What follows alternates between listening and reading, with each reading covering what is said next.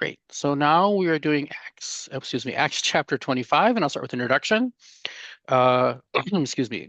So going back a couple chapters, St. Paul, he's in Caesarea now, and he ended up being sent there from Jerusalem for his own protection in chapter 23. So first there was a Jewish mob that tried to beat him to death in the temple. And then not long after that, 40 Jews had come together and made a vow to assassinate him with the assistance of the Jewish leaders who were going to help them with the plot. And so that's how he ended up going to Caesarea. In the previous chapter, St. Paul had a trial before Felix, the Roman governor of the region, with both the Jewish leaders and St. Paul present. Following the trial, the governor refused to make a final decision and put St. Paul back in prison. Afterwards, Felix and his wife Drusilla met with St. Paul for some more conversations. St. Paul spent 2 years in prison under Felix, with no trial, as a favor to the Jews. The relationship between the Jewish leadership and Felix, the Roman governor, was characterized by some tension, which is why he took steps to curry favor with them. Even so, Felix was removed from office and recalled to Rome, and that was due in part to complaints from the Jews about things he was doing. And so again, to keep getting more favor with them, Felix left St. Paul in prison for his replacement, Festus. As we go through this chapter, we're going to see St. Paul a couple of times talk with some talking, and then we'll also see a couple other times where other people are talking about him. And Festus's account, we'll notice as we go through this, that this new governor, that he often seeks to make his own handling of St. Paul look better than it really was. And overall, Festus emerges as a figure similar to Felix. One of the themes is he's kept compromising as an administrator of Roman justice because of his concern to get favor with the Jewish leaders accusing St. Paul. And as a reminder, we've talked about this many times through Acts. They don't care about the Jews. I mean, the Jews are often looked down upon in the Roman Empire, but again, they're always about maintaining peace. And I mentioned that last time, what these governors and these outposts further away from Rome don't want is revolts where the Senate Rome has to send more soldiers to take care of them and put down these revolts. So they always want peace. And since the Jews especially have a history of revolting, and we're so close to the center with Jerusalem there, that's why they keep trying to curry favor with them. It's not because they believe the Jews. It's not because they're in favor of the Jews. It's just always about maintaining that peace. So I mentioned last time about with wanting the bribe from St. Paul, because they always want to make money, and that's what they're really focused on. Theologically, the theme that's implicit in this chapter, so it's not explicitly said, but implied, is like the gracious providence of God, fulfilling his purpose for Paul by protecting him from injustice and making it possible for him to be taken to Rome. And we see that our Lord preserves St. Paul and continues to give him opportunities to preach the gospel. So I will start with the first 5 verses, which are Festus, the new governor in Jerusalem, with the Jewish leaders. So now when Festus had come to the province, after 3 days he went up from Caesarea to Jerusalem. Then the high priest and the chief men of the Jews informed him against Paul, and they petitioned him, asking a favor against him, that he would summon him to Jerusalem, while they lay in ambush along the road to kill him. But Festus answered that Paul should be kept at Caesarea, that he himself was going there shortly. Therefore, he said, let those who have authority among you go down with me and accuse this man to see if there's any fault in him. So verse 1. Now, when Festus had come to the province, after 3 days, he went up from Caesarea to Jerusalem. So when Felix's successor, Porcius Festus is his full name, first took office, he wasted no time in getting to know the local situation. So after only 3 days, he went to Jerusalem from his capital in Caesarea. He wanted to form a better relationship with the religious leadership who were under him for the reasons I had mentioned. And then just as a side story about Festus is, and this is from Josephus, a Jewish historian who lived during the same time. King Agrippa II, who we'll see in this chapter, I'm telling you this to give you a sense of who Festus is and how much he wants to curry favor with the Jews. King Agrippa II, who we're going to meet later in this chapter, had taken over Herod's palace in Jerusalem, which is on a hillside near the temple. The king, Agrippa added a large room that gave him a great view of the city, including the temple area. And the priests in the temple became really nervous because they thought that the king was sitting out there for a lot of hours. They could see him in that observation room, and they thought he was spying on them. They tried to get him to stop. He refused to stop watching them. So those in charge of the temple decided to build a really high wall that obscure Agrippa's view so he couldn't spy in the temple anymore and what was going on in there. Because again, when you're in that part of the temple, it was just the priests that were supposed to be there and other people weren't supposed to be able to see it. So Festus, the governor at that time, ordered the wall to be removed, but the Jewish high priest begged them that the wall stay up until the high priest had a chance to appear before the Roman emperor himself. And so, since they begged like that, Festus agreed to allow them to go to the Roman emperor before he took the wall down. And the reason I'm sharing this is this incident underscores how important it was to Festus to ensure he had good relations with the Jewish leadership. So that's why he didn't want to push back against them. And so while we see St. Paul appeal his case to the emperor in this chapter, he could do that because he was a Roman citizen. But these Jews, like the high priest, they weren't Roman citizens. So Festus didn't have to do anything for them. They had no right to go to Rome. But again, he was just doing that to curry favor with them. So I just wanted to add that story in to give you a sense that this is who Festus is. It's all about keeping that peace. Verse 2. Then the high priest and the chief men of the city, the high priest and the chief men of the Jews informed him against Paul, and they petitioned him. Note how quickly the Jewish leadership went after Paul. They brought formal charges against him within a few days of Festus's arrival. It's like there was nothing to preoccupy their hearts and minds of this Jewish leadership and nothing else to talk about with the governor more important except getting rid of St. Paul. Remember, at this point, Paul had been sitting in that prison for 2 years, but their hatred toward him was still at its peak, that was what they needed to talk about right away. I think that this is really a good reminder for us of how hate and anger or these ill feelings towards others can poison us and be toxic. And this is why we have to let it go. And it made me think of what Christ said in Matthew chapter 5, verse 44. But I say to you, love your enemies, bless those who curse you, do good to those who hate you, and pray for those who spitefully use and persecute you. So I know that's easy to say, but it's hard to do, but it really is about us. Because look this is all these Jewish leaders could think about. Paul hadn't been around for 2 years, but they were just so upset with him. That was what they wanted to talk to him about. Verse 3, asking a favor against him that he would summon him to Jerusalem while they lay an ambush along the road to kill him. So the Jewish leadership did not trust the Roman legal process, but preferred to take matters into their own hands. The chief priests, along with the leading men of the Sanhedrin, again, the Jewish leaders, began urging Festus, asking as a favor that he might send Paul to Jerusalem to be tried under their jurisdiction in Jerusalem. Doubtless, they hoped the new governor would think it was politically wise, to begin his administration by winning over the local leaders by just giving it to the first thing they're asking for. And of course, they were going to use that opportunity of Paul returning to Jerusalem to assassinate him. So some believe that this idea either came from the 40 who had made the vow a couple years earlier, bringing it up again, or that the current Jewish leaders remembered that plan and just wanted to enact it to get rid of St. Paul for good. Verse 4. But Festus answered that Paul should be kept at Caesarea and that he himself was going there shortly. So Festus denies their request for a trial in Jerusalem, not so much to protect Paul as to underscore his own authority by having the trial at his headquarters in Caesarea. St. John Chrysostom said about this, here now God's providence interposed, not permitting the governor to do this, for it was natural that he, having just come to the government, would wish to gratify them. But God suffered him not. But Festus answered that Paul should be kept at Caesarea, that he himself would depart shortly there.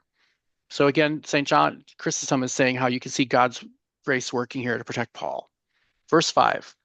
Therefore, he said, let those who have authority among you go down with me and accuse this man to see if there's any fault in him.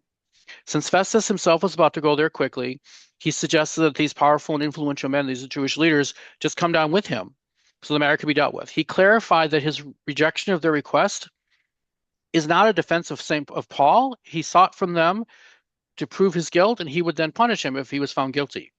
So the next chapters, verses are verses 6 through 12, where we see St. Paul before Festus in Caesarea. And when he had remained among them for more than 10 days, he went down to Caesarea, and the next day, sitting on the judgment seat, he commanded Paul to be brought. When he had come, the Jews who had come down from Jerusalem stood about and laid many serious complaints against Paul, which they could not prove. While he answered for himself, neither against the law of the Jews, nor against the temple, nor against Caesar have I offended in anything at all. But Festus, wanting to do the Jews a favor, answered Paul and said, are you willing to go up to Jerusalem and there be judged before me concerning these things? So Paul said, I stand at Caesar's judgment seat where I ought to be judged. To the Jews I have done no wrong, as you very well know. For if I am an offender or have committed anything deserving of death, I do not object to dying. But if there is nothing in these things of which these men accuse me, no one can deliver me to them. I appeal to Caesar. Then Festus, when he had conferred with the council, answered, you have appealed to Caesar? To Caesar you shall go. Verse 6. And when he had remained among them more than 10 days, he went down to Caesarea. The next day, sitting on the judgment seat, he commanded Paul to be brought. So the judgment seat is like a raised platform mounted by steps, and sometimes there was a seat, sometimes there wasn't. It was used by officials in addressing an assembly or making pronouncements, often on judicial matters. So you could almost imagine like a courtroom today, maybe without the bench, the desk like in front of the judges. The judgment seat was a familiar item in Greek and Roman culture, and it was often actually located in the public square or marketplace in the center of the city so everyone could see what was going on. Here, Festus was as good as his word. After more than 8 or 10 days in Jerusalem, he went down to Caesarea for the trial of the controversy of St. Paul, which began promptly the very next day. You can see the Jewish leadership didn't even give him a chance to postpone it, having followed him down there right away. So the governor sat on the judgment seat to try a case that, based on what he had been told by Jewish leaders, could touch on the security of like this region that he's now in charge of. And so he commanded Paul to be brought in to defend himself. Verse 7. When he had come, the Jews who had come down from Jerusalem stood about and laid many serious complaints against Paul, which they could not prove. So they stood about indicates that they were not few, intending by their number to apply pressure probably to the governor, that the case has so much importance to Jerusalem, and also to hopefully intimidate St. Paul. Part of the problem for the Jews is not only could they not prove that Paul had violated any law, but the accusations were things that the Romans didn't really care about. So they continued to make allegations against Paul without any evidence or witnesses. The same thing that they did with Felix. They just presented a list of very serious accusations, but nothing of which they could actually prove. Verse 8.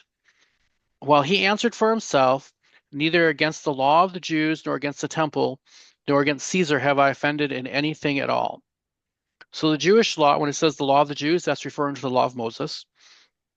Paul's threefold claim to be innocent with respect to law, the temple, and Caesar argues that he has not disturbed the peace at any level with anybody. This was the standard charge actually made against early Christians. You can see in Luke chapter 23, verse 2, it says, the whole multitude of them arose and led him, Christ, to Pilate, and they began to accuse him, saying, we found this fellow perverting the nation and forbidding to pay taxes to Caesar, saying that he himself is Christ and King. So they accuse Christ of similar things. And then actually back in Acts chapter 17, we say something similar. When they, the Jews in Thessalonica, did not find St. Paul, they dragged Jason and some of the other believers to the rulers of the city, crying out, these who have turned the world upside down have come here too. Jason has harbored them, and these are all acting contrary to the decrees of Caesar, saying there is another King Jesus. So here they had pulled other people out because they couldn't find St. Paul, and they gave him similar accusations that they're giving against St. Paul now. So something I read that was important is St. Paul, just as ourselves, has every right to defend himself. However, notice that he does not attack anyone. He's not sharing that these people want to assassinate him.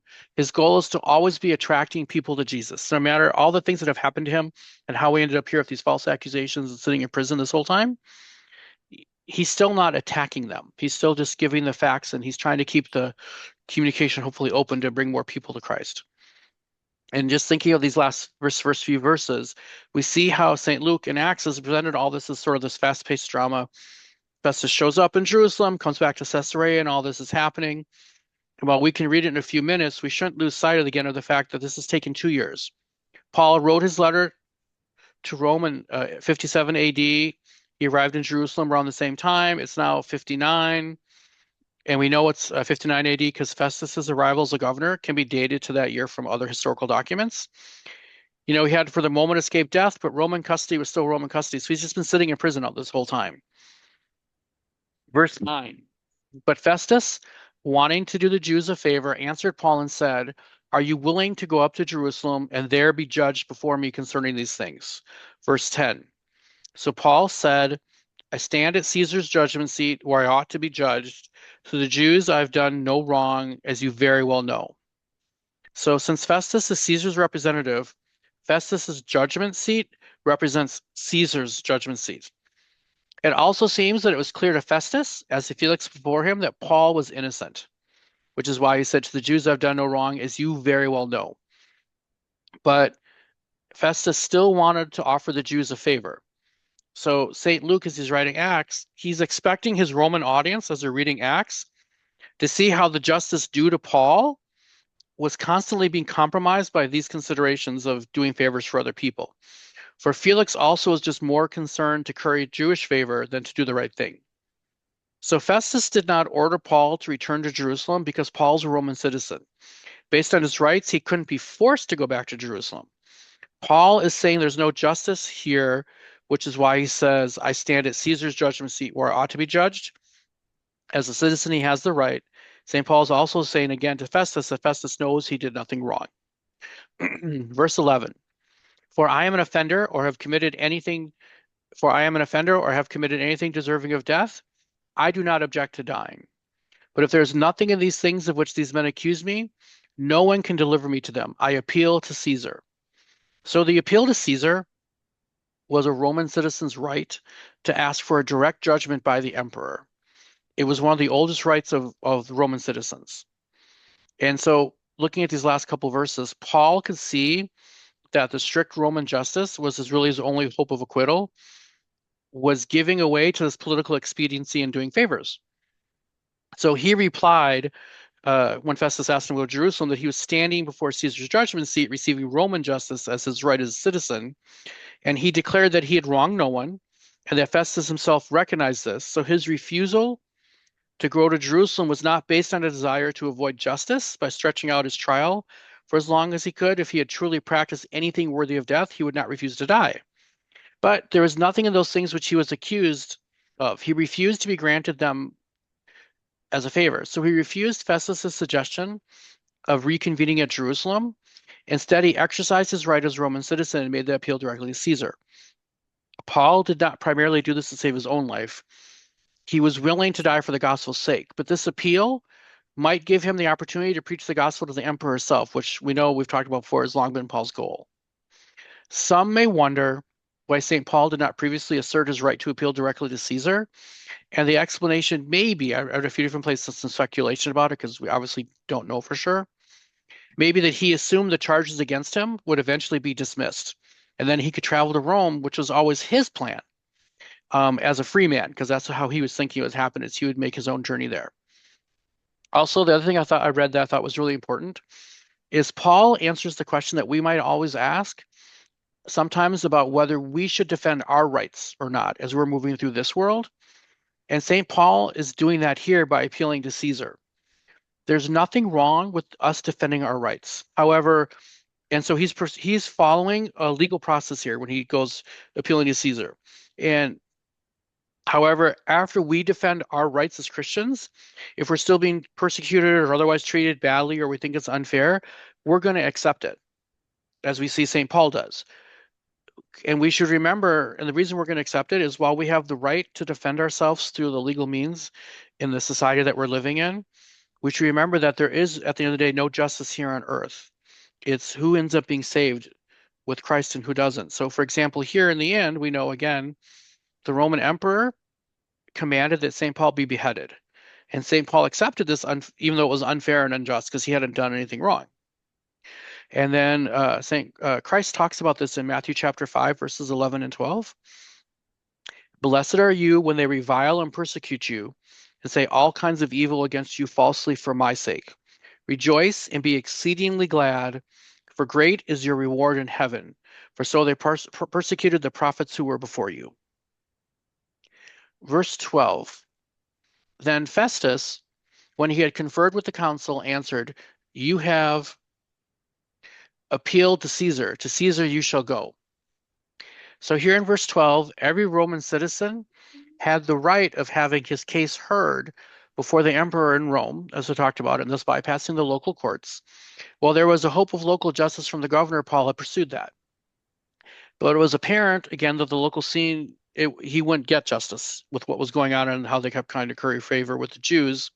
So his only hope now lay with the higher and more distant court, the Roman emperor. Festus, when it says consulted with the council, he's actually talking to his legal advisors. He's not talking to the Jews before agreeing to Paul's request. So another thing to notice is that St. Paul's appeal to Caesar actually rescues Festus from the political dilemma of either condemning a citizen unjustly or causing the Jews in the area to be really upset with him. So he had appealed to Caesar, as was his right. To Caesar he's going to go, and the court was adjourned. And an appeal of this kind was not an appeal against a sentence. So here, no sentence had been passed. So you didn't want to like her. George, Wait, can you you mute know- yourself? George? Oh, I didn't say go. Hopefully he comes right back. So no sentences had been passed. Sorry. So it was, of course, a risky move. Caesar might have all sorts of reasons for wanting the case to go this way, or that and it might not take kindly to a Jew whose reputation as a troublemaker was probably coming before St. Paul, because at this point people were well aware of him. But if the only alternative was to start again in Jerusalem with all those risks, then this is the way by which he would get to Rome at last, even if that path was not the way he originally thought he was going to get there. So now in verses 13 through 22, we see Festus confers with Agrippa and Bernice. So after some days, King Agrippa and Bernice came to Caesarea to greet Festus. When they had been there many days, Festus laid Paul's case before the king, saying, There's a certain man left a prisoner by Felix, about whom the chief priests and the elders of the Jews informed me when I was in Jerusalem, asking for a judgment against him. To them I answered, It's not the custom of the Romans to deliver any man to destruction before the accused meets the accusers face to face and has opportunity to answer for himself concerning the charge against him. Therefore, when they had come together, without any delay, the next day I sat on the judgment seat and commanded the man to be brought in. When the accusers stood up, they brought no accusation against him of such things as I supposed, but had some questions against him about their own religion and about a certain Jesus who had died, whom Paul affirmed to be alive. And because I was uncertain of such questions, I asked whether he was willing to go to Jerusalem and there be judged concerning these matters. But when Paul appealed to be reserved for the decision of Augustus, I commanded him to be kept till I could send him to Caesar. Then Agrippa said to Festus, I also would like to hear the man myself. Tomorrow, he said, you shall hear him. So verse 13. After some days, King Agrippa and Bernice came to Caesarea to greet Festus. So King Agrippa is Herod Agrippa II. He ruled over parts of Palestine and from around 53 AD until his death. He is this, I know there's a lot of Herods. So this Herod Agrippa II is a king who doesn't have a lot of power. He's like the last King Herod. He is the son of Herod Agrippa I, which is why it gets confusing.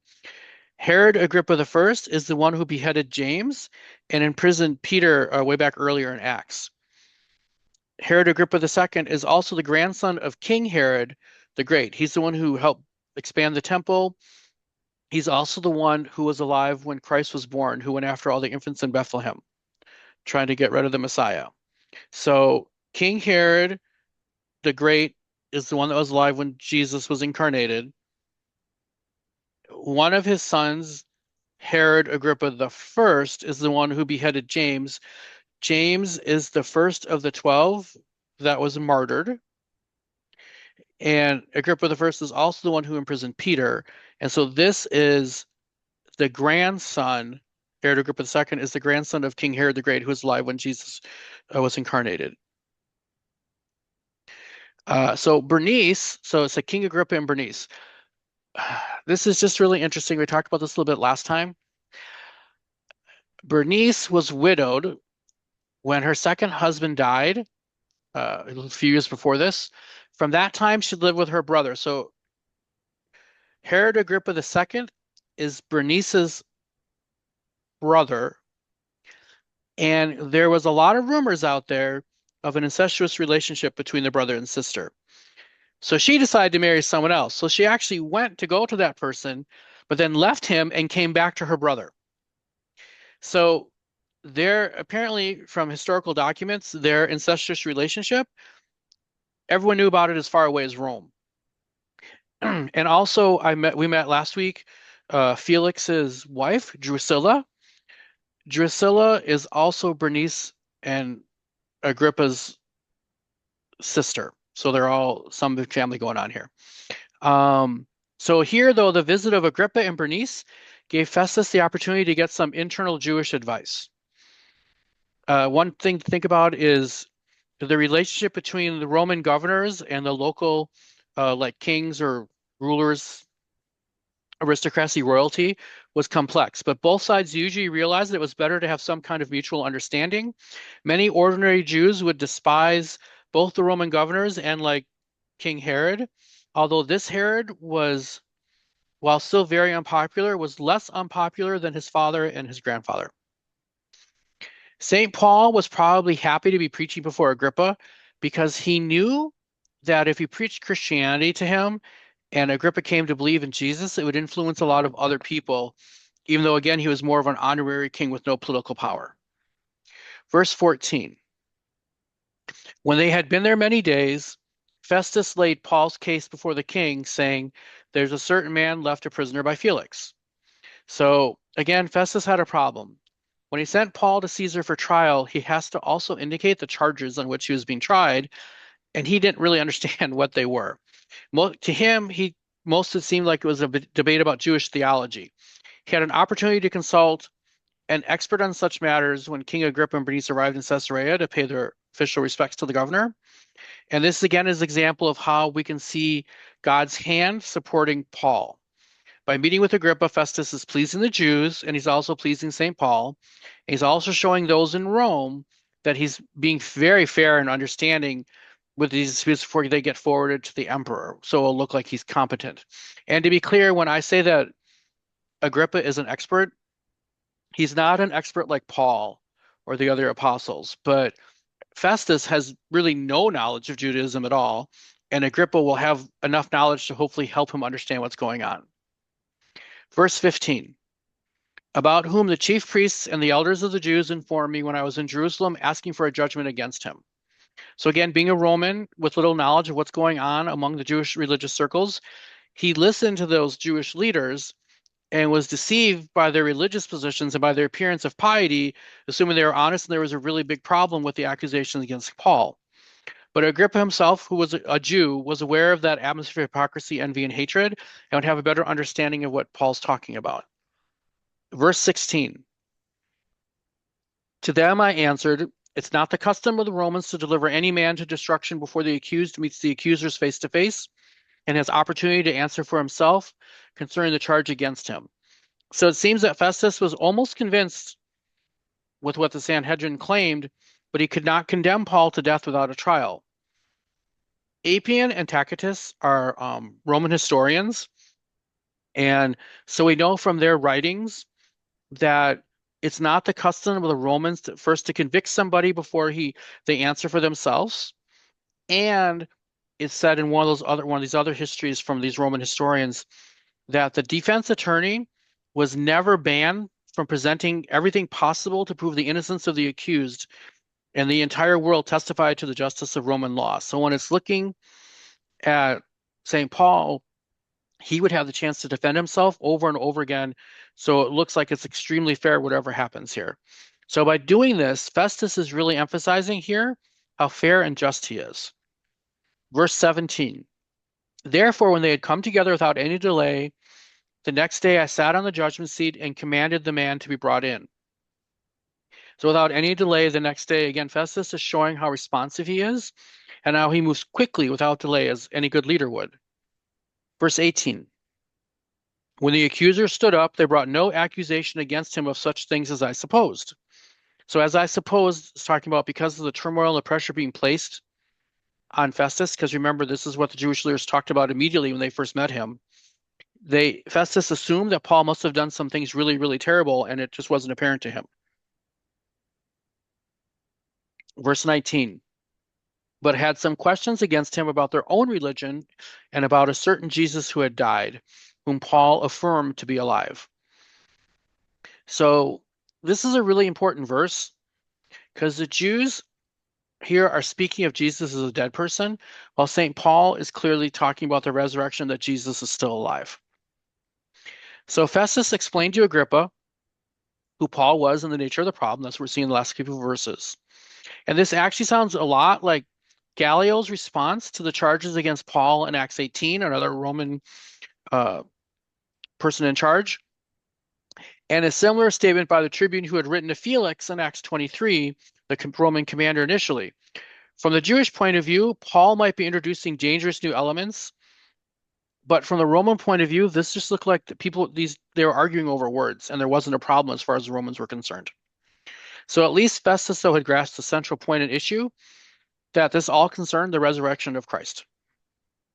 Verse 20, and because I was uncertain of such questions, I asked whether he was willing to go to Jerusalem and there be judged concerning these matters. So although Festus did not intend to commit Paul to go to Jerusalem to be judged before the Jewish leaders, he hoped Paul would voluntarily consent to do that, which reveals his doubts about Paul's innocence from the religious side. Again, he didn't really understand what was happening. Additionally, he probably loved the idea that if it went to Jerusalem, this issue is taken out of his hands, and that was just dumped on him from the previous governor. Verse 21, but when Paul appealed to be reserved for the decision of Augustus, I commanded him to be kept till I could send him to Caesar.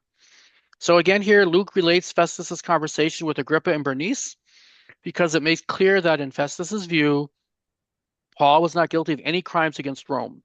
Rather, the imprisonment was simply over some debates about the Jewish religion. And with fine irony, St. Luke is quoting Festus's puzzled comment about a certain dead man, Jesus, whom Paul claimed to be alive, though Festus could not know it, this was the heart of the matter before them. And it was apparent from Festus's report of the situation to Agrippa that Paul was not only being kept in custody because he appealed to the emperor's decision, not because he was dangerous, even though that's what the Jewish leaders wanted him to believe. These are important words for coming from St. Luke in Acts, because what St. Luke is hoping here is that his Roman audience, when they're reading Acts later on, they get the message that Paul and the whole Christian movement, they're no danger to the peace of the Roman Empire. Also, Festus's summary is self-serving. He's making himself look good. In his view, this was a theological dispute that really didn't demand a trial before secular authorities. Verse 22. Then Agrippa said to Festus, I also would like to hear the man myself. Tomorrow, he said, you shall hear him. So Agrippa, I'm sure, had heard of St. Paul by now. It was probably reading different places. It was really famous at this point.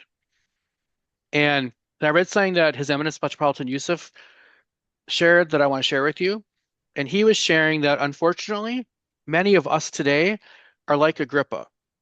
So Agrippa seems curious about Paul because he'd heard about him, but he had no intention of actually coming closer to God. Remember, this is a man who's living with his sister as husband and wife in an incestuous relationship, which is also against what Judaism teaches, and he's a Jew. So His Eminence was talking about we have to be careful because we often approach God in the same way, out of curiosity. Like, we come to church because it's the right thing to do. But think about how often when we're in church do we actually pay attention to the readings, the sermon, the words of the liturgy, and what they actually mean and what we're committing to. Too often we go through the motions without opening ourselves up to the Word of God and letting it touch and change our lives. And whenever we're doing that, we're acting like Agrippa here, where it's like it's just a curiosity, but we're not letting God impact us the way he wants to and let his love into our lives. So the next verses are 23 through 27. So St. Paul comes before here Festus, Agrippa, and Bernice in preparation for making his next defense, which again is going to be, we'll see Paul's speech to them in the next chapter. So the next day, when Agrippa and Bernice had come with great pomp and had entered the auditorium With the commanders and the prominent men of the city at Festus's command, Paul was brought in. And Festus said, King Agrippa, and all the men who are here present with us, you see this man about whom the whole assembly of the Jews petitioned me, both at Jerusalem and here, crying out that he was not fit to live any longer. But when I found that he had committed nothing deserving of death, that he himself had appealed to Augustus, I decided to send him. I have nothing certain to write to my lord concerning him. Therefore, I've brought him out before you, and especially before you, King Agrippa, so that after the examination has taken place, I may have something to write. For it seems to me unreasonable to send a prisoner and not to specify the charges against him. So, verse 23. So the next day, when Agrippa and Bernice had come with great pomp and had entered the auditorium with the commanders and the prominent men of the city, at Festus's command, Paul was brought in. So the commanders means the Roman commanders, their leaders. Each commander is a leader of around 1,000 men. So it's referring to a really high military rank. When the time for the hearing arrived, Agrippa and Bernice came with great, when it says pomp, is like great pageantry, a big celebration into the auditorium and with the commanders and many prominent people of the city. So the word rendered pageantry in Greek actually refers to like a showy parade. So St. Luke here in Acts has revealed Paul as a man of, we've read multiple times, he's a man of miracles. Even though we've talked also, he's short, he's balding, he's probably limping, he's been beaten so many times. And so he looks very weak. So St. Luke is probably really trying to show that Paul, this man who's done all this powerful stuff, to see Paul as someone that this outward show of glory from Agrippa and Bernice,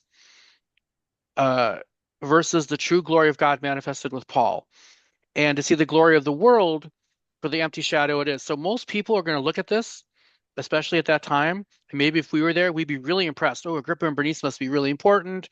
This whole pageantry and everything going on. And what I was reading is talking about that St. Luke is doing that on purpose because that is what happened. And that's what most of us are attracted to, the fancy houses, the fancy cars, the big showy parade. But then the one with the real power in that space is Paul, who looks like nothing. And it's because of his commitment to Christ. So, and then I read it, like history has proven Luke to be right. Here you have this mighty Roman governor and this Jewish king. If it wasn't for the fact that they were bumping into St. Paul in this chapter, we probably wouldn't even remember them. But the people that were present at that day, if they had to guess, they think Agrippa would live on forever, and this Roman governor would live on and be famous forever, and everyone would forget Paul after that. And I think it's really important that we remember that as we go through this world today. It's so easy for us to get caught up in the worldly happenings around us. And a lot of that is just distractions by the devil to take us away from God. I think that's also really important to remember now as we're beginning Lent. So we're going to see in the next chapter that Paul stood as a preacher calling out to enjoy the divine light as though he was giving a sermon to some people just learning about the faith and prepare them for the faith. When the governor in the next chapter tried to indicate that Paul was mad, Paul actually responds that it's not mad at all. And he tries to convince Agrippa to become a Christian.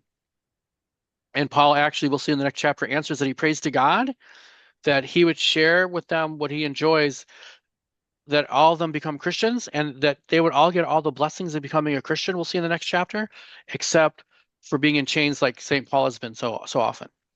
Verse 24.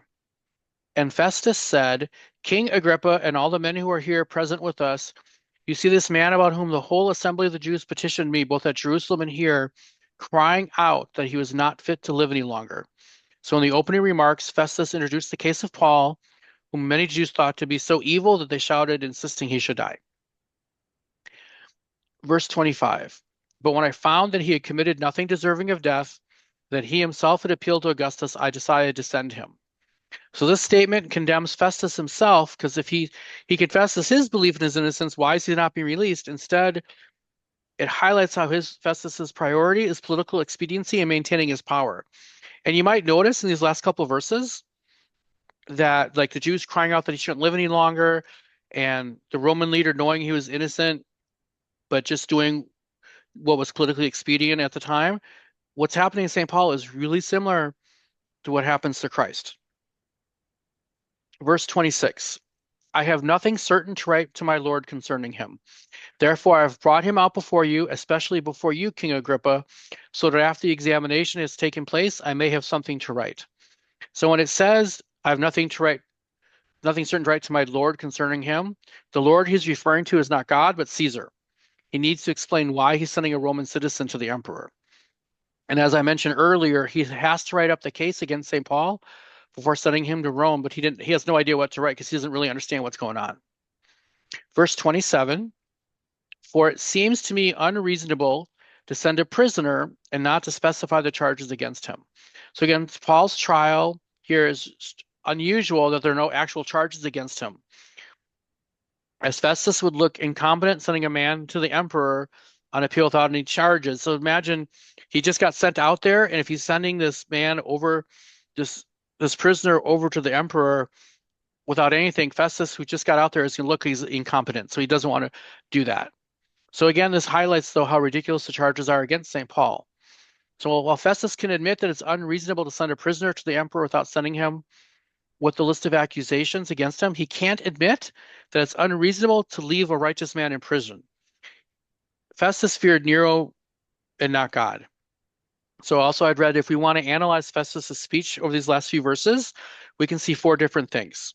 1, he wants to raise Agrippa's ego, because I need to hear Agrippa, you can understand things. And so it's great for you to hear him. 2, to show that Rome is very fair in how it deals with prisoners. 3, he's trying to please the Jews because he didn't release St. Paul. And 4, he is again showing how wonderful he is as a fair and just governor. So not just the Romans, but even Festus is showing all that. So just as I finish up here, a couple concluding points that I looked at, I want to share is, as I mentioned, we're going to read about St. Paul's speech before Agrippa in the next chapter. But this chapter here, we just finished chapter 25, still presents some spiritual lessons for us. 3 things I'll just point out. 1, we see how God protects those who believe in him. So Festus kept St. Paul safe by not sending him back to Jerusalem. 2, as I mentioned, there's nothing wrong in defending our rights and seeking legal channels to defend our rights as Christians. However, in the end, we need to trust God. Even when things don't work out how we hope or plan, we should be happy with the outcome because we know that we're in God's hands. And 3, this chapter highlights the weaknesses of Festus because he just wants to please others and justify himself. He keeps presenting himself as just and wise. This is the sin of pride because he's only focused on how he appears. The fact that he thinks St. Paul is innocent and has already been in prison for 2 years does not matter to him except for how much it's an inconvenience for Festus to take care of it. And glory be to God forever. Amen.